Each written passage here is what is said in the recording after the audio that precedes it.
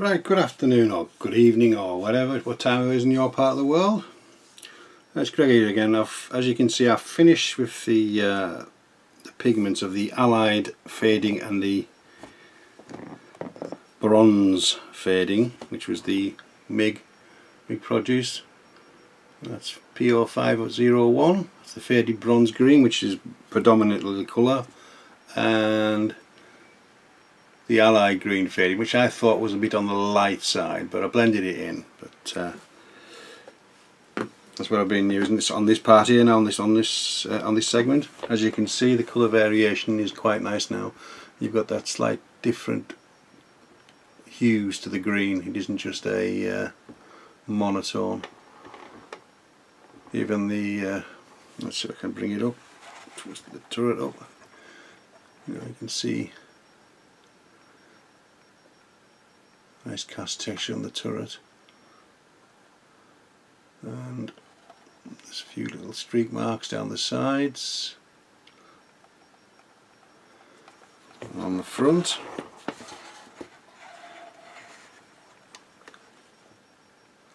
And there, so I've got the machine gun to sort out yet. That isn't finished. Obviously this is still not attached because I say I've got the low hull and running gear to do at the moment. That's probably one of the next things after I've done some more pigment work, as in dust and muck on top of the upper hull. So I've got all that. There's, if you can see, maybe in that corner, I've did the just a slight chipping where the crew got in and out, like chipping along the edges.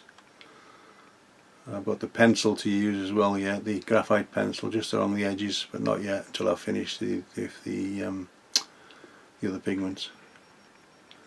And I've dulled down the hatch cover, the periscope colour. I just used a grey wash, applied all 3 or 4 light coats of that, and it just took the brightness off it. And I've also that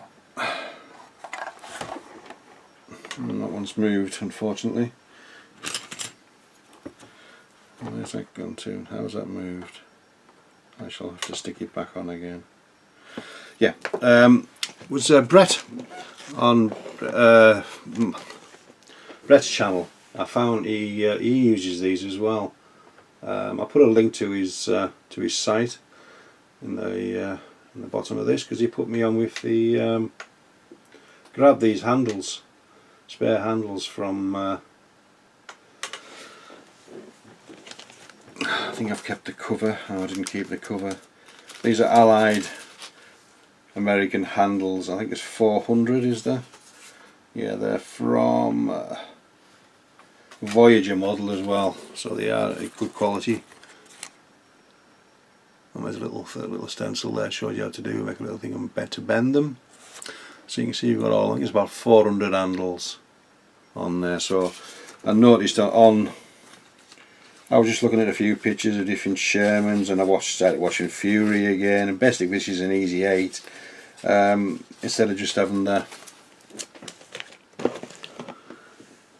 blobbers that there is, I'm just leaving that on there because I'm going to use, I didn't want to scratch it off because I've done all the paint work, so I'm going to put one back on top. If you can see on top of the cupola, I've put a hatch, just needs weathered again, and obviously that one went back on top of there.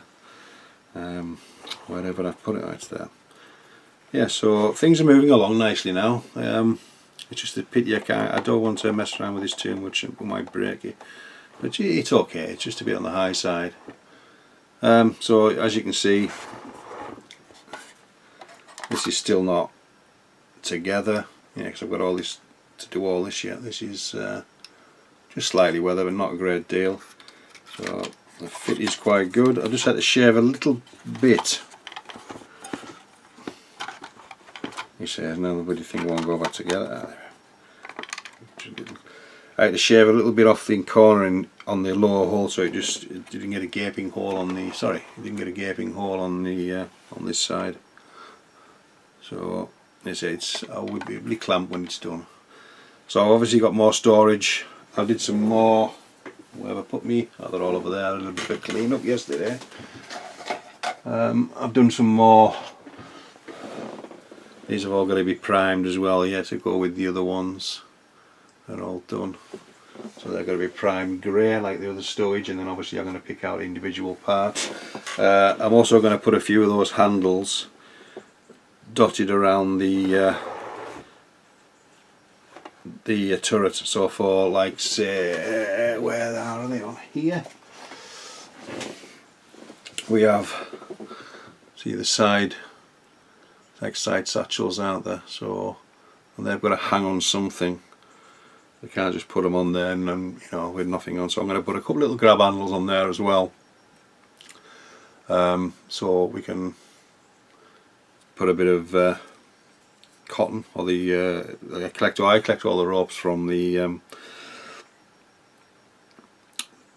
kits that come with it, like for the tow cables, and sometimes string. So I collect them and use a lot of that for tying down things. So that's going to be, you see, they're going to go on with a few more handles, and I usually tie them. See, I used to build a lot of sailing ships. I say I've built one recently, but it got me back in the hobby. But I've got all sorts of different, you know, different cottons, different things. There's not much left on that one there. So this is about perfect for tying, you know, for tying things down, because it'll take a wash as well. So it's weren't expensive. I think it's about £3.5 or something like that. So they weren't expensive. I also have the black ones as well, which is I really should really tidy these out, really, shouldn't we? And I say I have the black ones as well, different sizes in there. And I say I have all these things already made up in case I need any more. You just baby wipes and tied up, and then they weather quite nicely. So there's got lots of bits and pieces in there for weather and stuff. Some smaller ones as well. So that's what I usually generally tie the stowage down with when I put stowage on a vehicle. So let's say the next stage now will be is I'll put a couple of handles on where I'm doing that one again, putting that one back on the top, and then I'll be using, I made a mixture of, I'll just pop that out at where we don't need that at the moment, a mixture in here, just a little bit messy with a cocktail stick. I have light sienna, which is the Vallejo one, 73104, which is predominantly the main colour, with no exact proportions to do, I just mix it in so by eye. I have the Alclad Earth, which is, where's the number for that?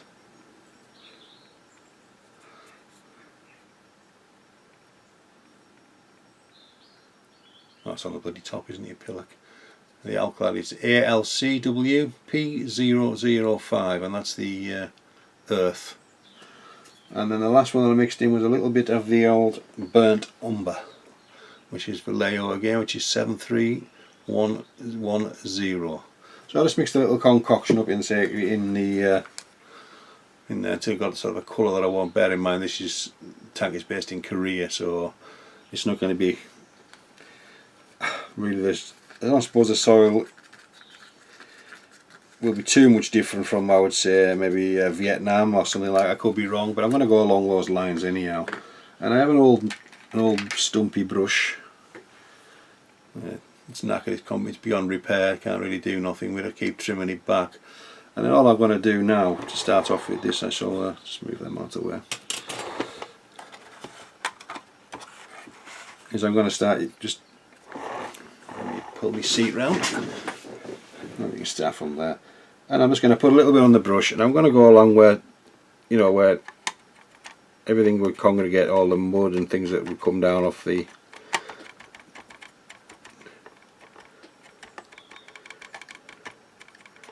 You just put it in, dab it in. You don't need a lot, and then if you want to brush them off, just you can see them again, just an old stumpy. I think you got too much on. Brush it away because it's not stuck down.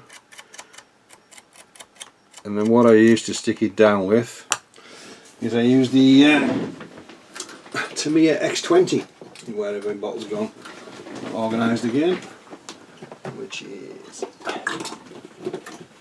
here, which is we all use it. It's just the the thinnest 20A, and all I do with that is I used to have a little pipette, small one with a really narrow nozzle, but I haven't got one now. It broke. So what I'm going to have to do, obviously, is find a decent sized brush. That might be all right. And then just say I've gone all the way along that line, just a little bit of, not a lot. I can get me on, silly boy. There we go. And then just dab it.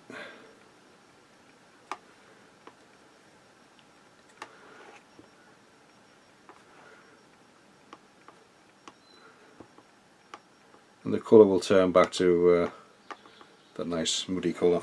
So I'll find a better method than with the brush. That's a bit. I'll see what I can do.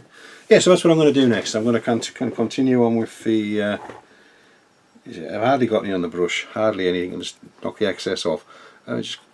Just dab it in, stipple it more than anything. You know. It isn't all going to be the same. Every panel isn't going to be the same because there's varying. Everything's. It's not. What's the word I'm looking for? You've got to make a variety of different patterns and shapes, and where you think the bit more excess of dust and mud and muck. Yeah, just go along with time. Doesn't have to do every part of it. But I think on this, with the side skirts like this, with the sponsons, I think a lot of it would collect in there. So you just work it in, so with no hurry. And there again, if you think you've got too much on, it's easy to brush off. You don't have to be all neat and tidy all the time. Muck isn't neat and tidy, and you get that nice colour variation between the Sherman itself and the mud or dust. Or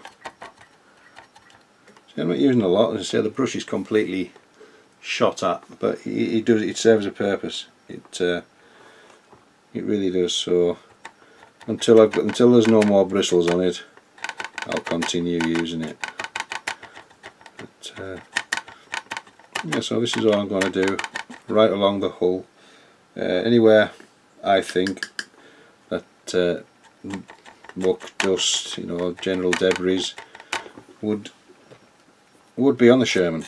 As it's gone through certain areas, it may be muddy, it could be dusty, and it's gone through 3 stages of being wet and then dusty, and so you can build things up. You can see what I mean. It's nothing new. It's just that's the way my interpretation anyhow. Everybody has their own interpretation of what it should look like. Generally speaking, I do work from pictures sometimes, but 90% of it I just do it as I feel it would look. But there I say I'm going to be doing that. And then I'll obviously find the X20, a better way of attaching it with the X20. So we're going right on the other sponsons, and I'll be going in all the. I'll take this off for now. And I say I'll go along all the edges. You can see where dust would accumulate along all these edges, around here. Obviously the sponson slightly down here.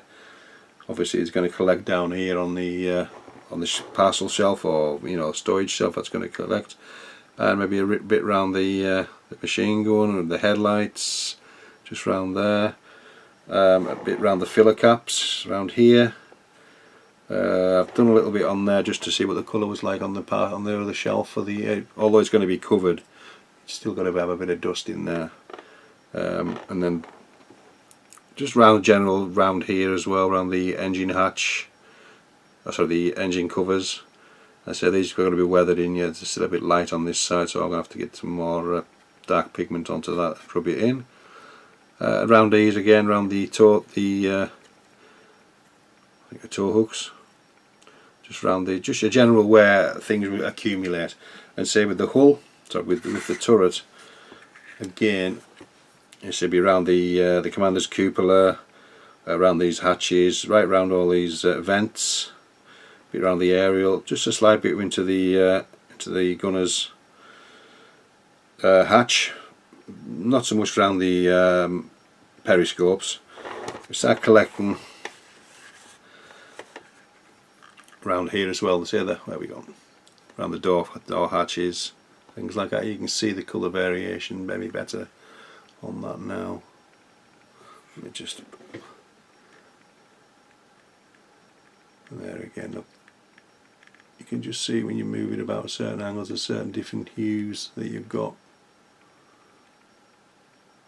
So yeah, so that's what I'll be doing now. So when I've done that, I shall come back to you and we'll step on to the next step. We'll be starting onto the low hull, sorry, the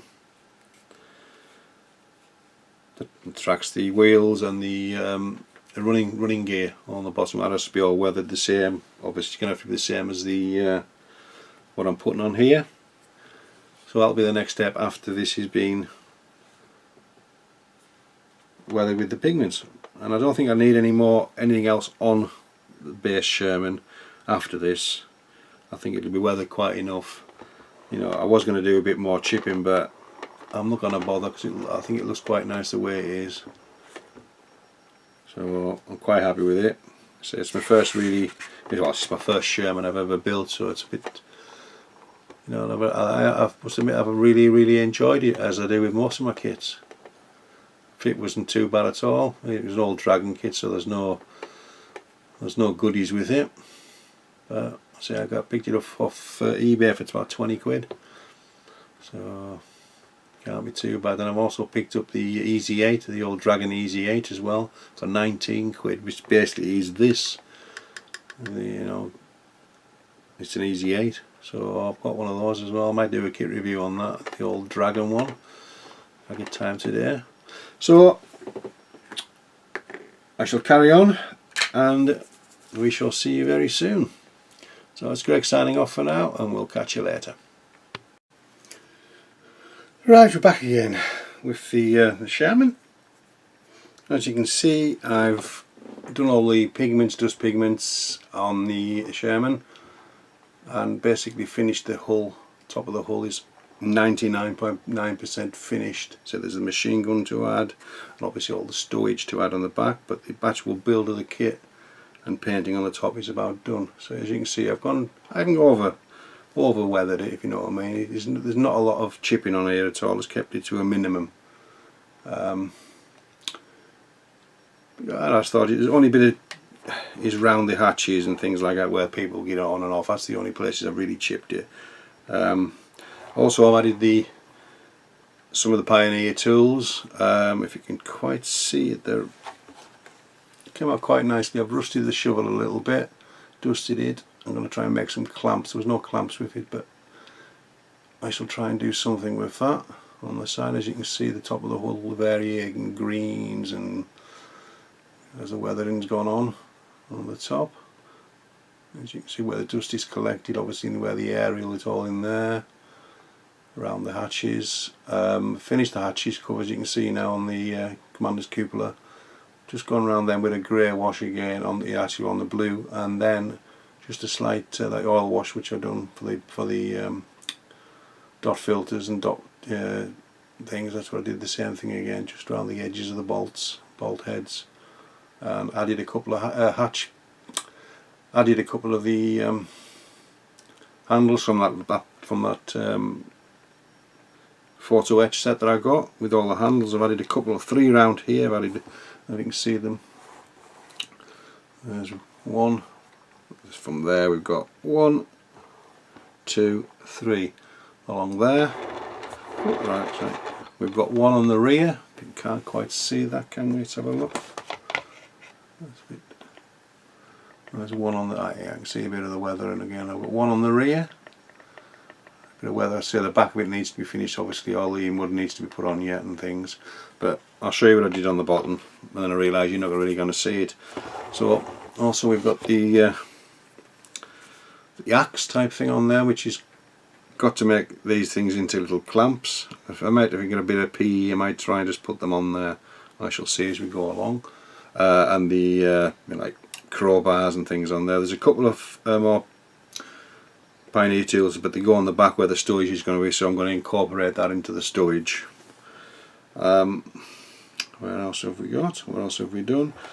On the machine gun front here, I've tried something new. Instead of painting it black, I don't know if you can pick it up or not, I've painted it German grey, and then I did a pencil, you know, HB pencil, and then a black wash, which is slightly dry at the moment, as you can see, but it does look a lot better than just black and then just dusting it with a bit of metal polish. You got more of a, I don't know if the camera can pick it up or not. Let's have a look. If we zoom in, on the sides. Let's see if we can get a side view of it. And it's another couple of coats yet to be bringing out the actual holes in the gun. As you can see, the weather and all the weld seams are risen in this one, so I presume these are correctly. I think it was one of somebody else's on Facebook was saying about the weld seams. Instead of being sunk in the wire, it should be you know, protruding out the top. I think it was Shane Smith from, I think it, yeah, it was definitely him. So this one has all the risen weld seams. You can see along the edges with a HB pencil, just to show us if it's a bit of metal. So the machine gun has to be a couple more coats of the black wash yet. So I build it up very, very, very, very slowly. So it washes all well. It's just like water with a bit of colour and then nothing much. And there again, I've gone along the edges again with the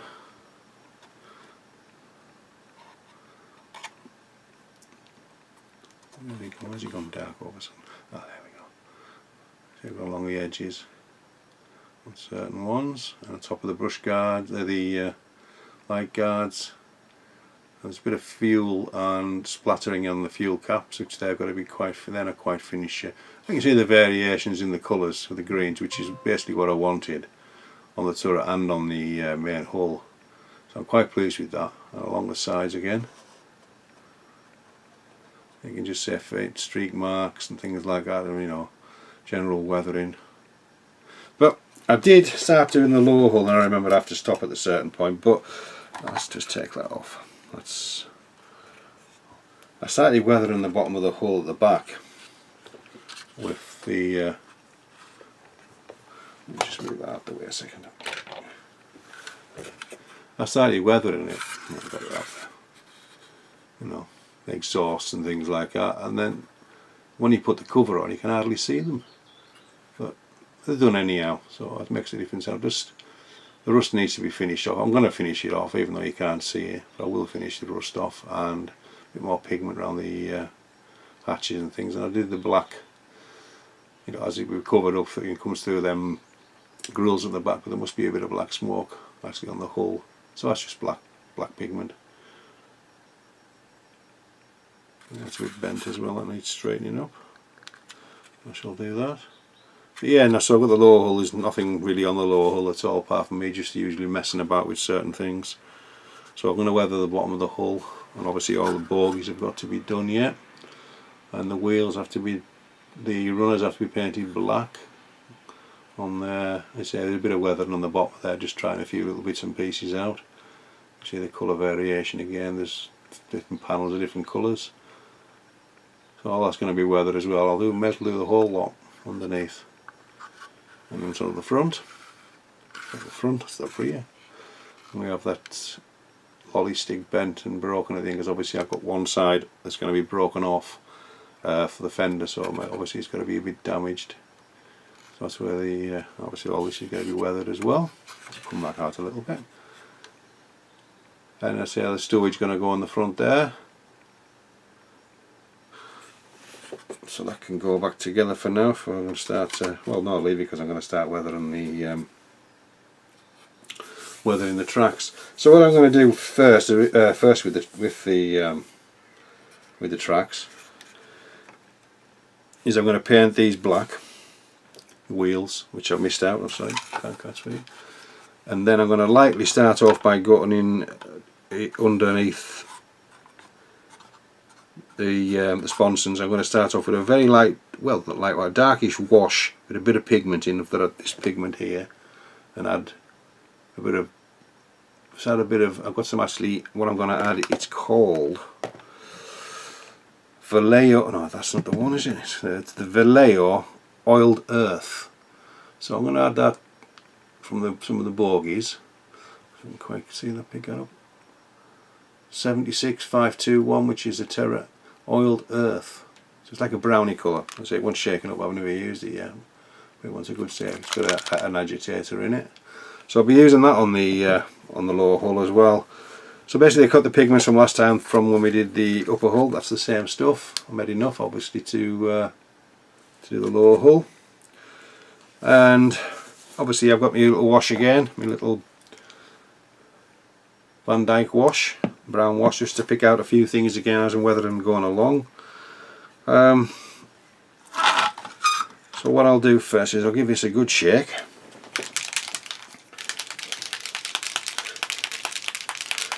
And then we can start.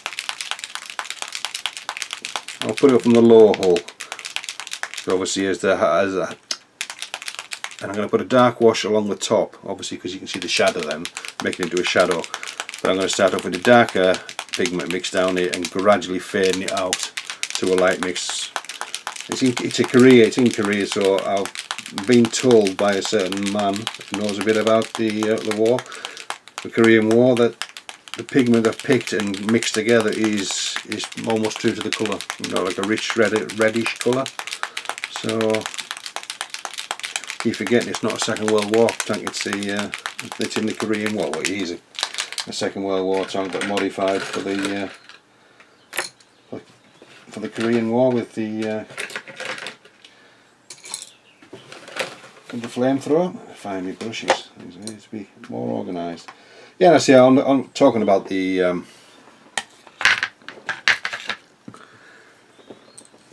flamethrower. I'm going to look and find some more pictures, and I might slightly darken at the ends of the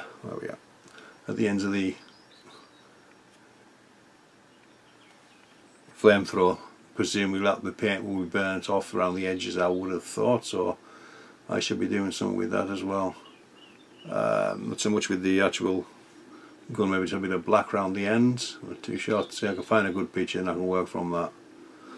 So that's another thing that needs finishing off on there. So let me just give this another good shake, and we shall find I've run out of tin foil, so I'll have to go and wash all this out later on. There we go. So the colour is like a rich brown, really dark brown, almost like chocolate. I don't know what it'll dry like, I've never used it, but we'll give it a go. Let's find my little brush that I use. There we go, just to put it on. Let's just mix it around and see if it. Yeah. So I'm going to start with I'm just going to start by going. Well, I have to bring it to the camera. I'm just going to start by going inside around as far as the bogies, go right in between the bogies. Would have been maybe ideal more if I hadn't put these on. I did, unfortunately, so there's nothing I can do about it now. So just work your way along. No exact science in this, just dab it on.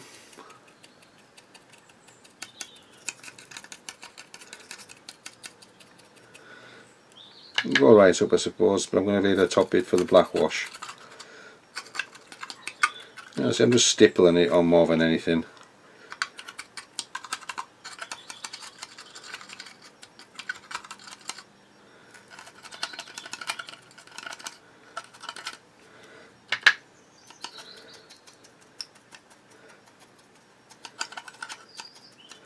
There again, just make sure you're getting all the in between the bogies, which I've missed on that one. But obviously I'll be coming around with the bogies to do the similar sort of colouring when when I get to the bogies.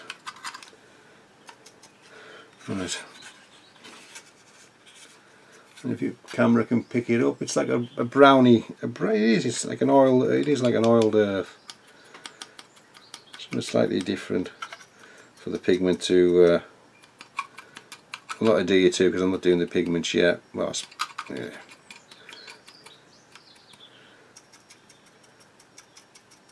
So what I'll do now is I'll leave that to dry. I'll carry on with the other side. I'll leave that to dry. And then we can start thinking about starting with the pigments.